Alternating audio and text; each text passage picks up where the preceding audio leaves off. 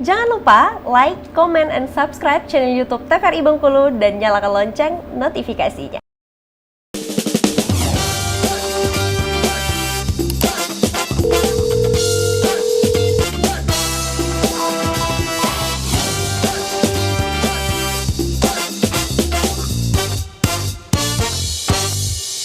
Pemirsa, kembali lagi tentunya di Dokter Kita Bersama Kita Sehat. Nah, tadi juga sudah disampaikan ya oleh Dokter Putri Santri tentunya apa saja sih pentingnya kesehatan bagi remaja ya, kesehatan mental terutama. Tadi ada dua ya dok ya, yang pertama ada apa tadi dok?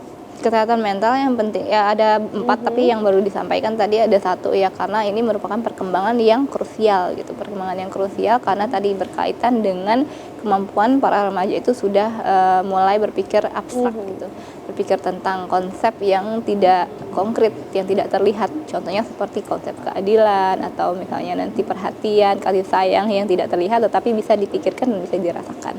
Nah dok, mungkin juga jadi pertanyaan nih, apakah dengan cara konsep berpikir remaja ini bisa mempengaruhi remaja ini ada remaja yang cukup aktif dan juga remaja yang kayaknya ya udahlah santai aja ya gitu-gitu iya. dok. Itu apakah memang ada pengaruhnya akan kesehatan mental atau memang itu memang sudah mungkin lebih ke alamiah saja tuh, seperti apa nih dok? Oke, kita mengenal juga ada yang namanya ciri kepribadian ya, seperti kata Afifah tadi. Ada ciri kepribadian remaja-remaja itu kan berbeda-beda. Ada yang memang dia aktif, kalau di luar tuh banyak temennya begitu, atau ada yang memang dia lebih suka untuk sendiri saja. Ya ada yang independen, ada yang dependen. Nanti kita kenal-kenal juga ya beberapa ciri kepribadian. Nah, itu sebenarnya bukan suatu kesalahan ataupun suatu gangguan kalau memang ciri kepribadiannya itu memang seperti itu.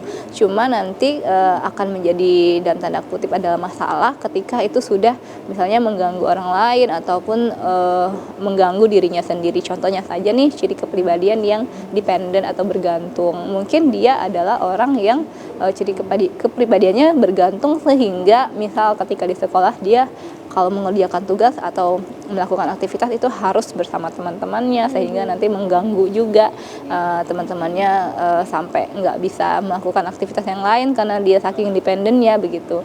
Nah itu, tapi kalau misalnya itu tidak mengganggu dan masih bisa terkontrol ya itu bukan merupakan suatu hal yang disebut gangguan juga.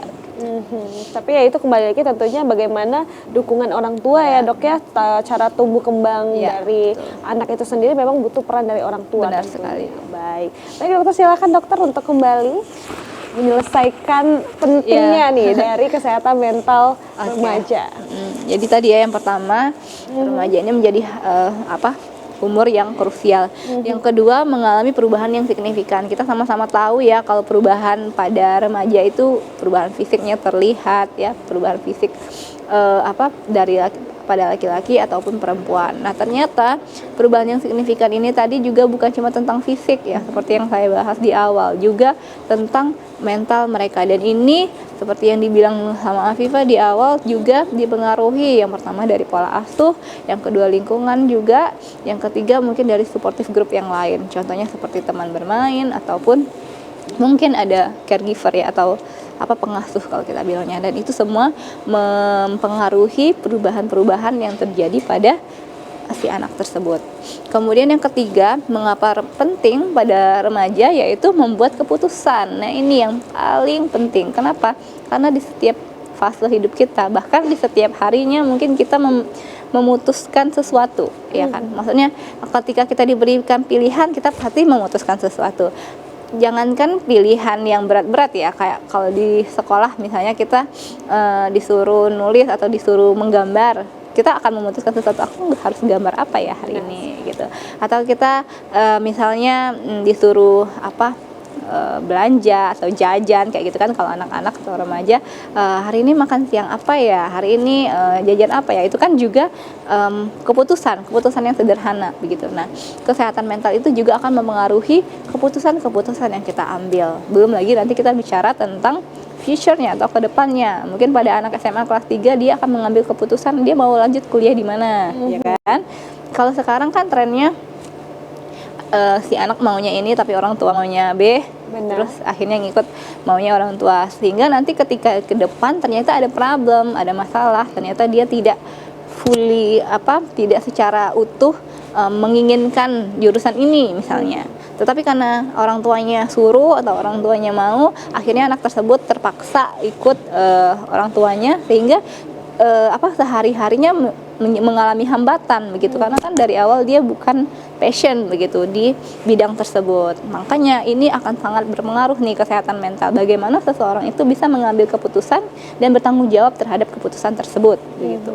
Tapi ini ada pertanyaan nih dok, kalau mengenai keputusan, karena biasanya nih ya kita lihat mungkin teman-teman kita yang dulu mungkin sempat kesulitan nih akan mengambil sebuah keputusan, Ya, betul. karena mereka kayak tidak berani nih Benar. dok, bagaimana apakah ini langkah yang benar ataukah ini langkah yang salah, jadi membuat mereka itu kayaknya ikut aja nih, Gamang, ya. mungkin iya gamang, kayak mungkin dari apapun Ya, itu betul. masukan dia udah terima aja gitu. Nah itu apakah mungkin salah satu bagian dari kesehatan mental yang mungkin ada gangguan dokter atau Benar. seperti apa nih? Benar sekali. Jadi banyak sekali ya orang-orang yang jadi ada penelitian tentang pengaruh pola asuh nih, pengaruh pola asuh terhadap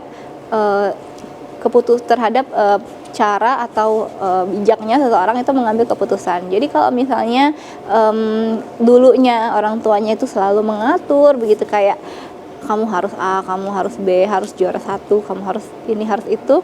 Nantinya ketika kedepannya dia ketika sudah harus memutuskan sesuatu sendiri, dia nanti akan bingung. Kenapa? Karena dia tidak diajarkan dalam tanda kutip mengambil risiko. Misal ya, kita berbeda orang tua yang membiarkan, maksudnya mempersilahkan anak tersebut untuk ya kalau kamu belajar ya kamu akan dapat ranking, atau kalau kamu belajar kamu nanti akan puas dengan hasil rapot kamu, sama orang tua yang ya kamu harus belajar, harus pintar, harus juara satu begitu, nanti itu akan hasilnya berbeda.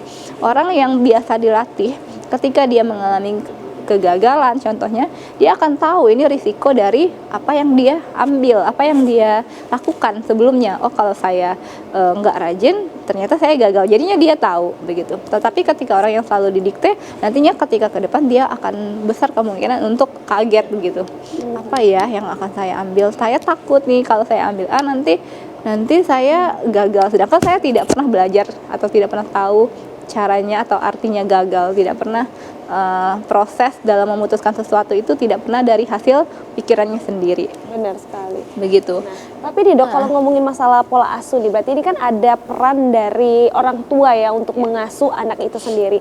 Nah ini juga mungkin pertanyaan banyak nih, agak sedikit bergeser sedikit nih. Ini pertanyaan dari banyaknya bunda-bunda mungkin yang memilih nih bagaimana cara pola asuh yang baik dan benar. Karena memang kalau dilihat ada orang yang memang bagaimana sedemikian rupa parenting itu sebaik mungkin gitu, tapi ternyata banyak juga kegagalan di dalam situ. Adapun juga orang yang mungkin parentingnya yang kayak kalau kata orang zaman dulu gitu, yang seharusnya sekarang nggak dilakukan lagi, ternyata malah berhasil nih dok. Apakah mungkin ada anak itu sendiri itu bisa tumbuhnya itu bisa seperti yang tadi ada kritisnya juga nih, apakah dia bisa memilih nih apakah yang diberikan orang tuanya itu benar atau salah, dan seneng bisa diterima atau tidak diterima oleh anak ini sendiri. Oke, sebenarnya kalau kita ngomongin pola asuh itu ya, kalau pola asuh ada berbagai jenis ya, ada yang demokratif, ada yang otoriter, ada yang nggak neglect ya, nggak peduli sama sekali, atau yang benar-benar mendikte begitu. Nah sebenarnya yang paling baik itu adalah yang demokratif, artinya apa, si orang tua dan si anak itu punya komunikasi yang baik. Ketika si A atau orang tuanya punya pendapat, anaknya punya pendapat, itu yang didiskusikan. Makanya nanti akan hadir proses berpikir di situ, akan ada risiko dan keuntungan dari yang difikirkan atau pilihan-pilihan tersebut. Nah, kalau kita ngomongin pola asuh juga, sebenarnya kita nggak bisa ngomong parentingnya si A itu lebih baik daripada parentingnya si B. Kenapa? Karena tadi balik-balik anak-anak itu punya ciri kepribadiannya masing-masing. Jadi memang orang tua itu kan nggak ada yang sempurna ya. Orang tua nggak ada yang sempurna, pola asuh dan cara mereka mengajarkan anak itu juga pasti ada minusnya, pasti ada plusnya, pasti ada minusnya. Nah itu yang seiring berjalannya waktu akan menjadi proses belajar juga dari orang tua tersebut. Cuma kalau secara teori begitu, yang paling baik itu adalah pola asuh yang demokratif, ketika kita bisa berkomunikasi, mencari solusi gitu, berkomunikasi antara anak dan orang tua. Dan apakah misal ya tadi Afifah bilang, apakah anak yang dia diajarin nih secara otoriter nih misalnya orang tua, tetapi ternyata ketika dia besar tumbuh baik begitu, Benar sekali. dengan bisa memutuskan sesuatu. Sebenarnya bisa aja. Kenapa? Karena tadi ya dia punya ciri kepribadian, dan yang kedua dia juga punya lingkungan selain dari orang tua. Dia punya teman kelompok ya, teman curhat juga mungkin, atau nanti ketika dia sudah agak sedikit dewasa punya teman bekerja gitu. Nah itu pengalaman hidupnya, teman-teman di sekitarnya, lingkungan di sekitarnya itu juga bisa mempengaruhi cara dia mengambil keputusan begitu. Jadi tidak hanya dititik beratkan kepada orang tua saja.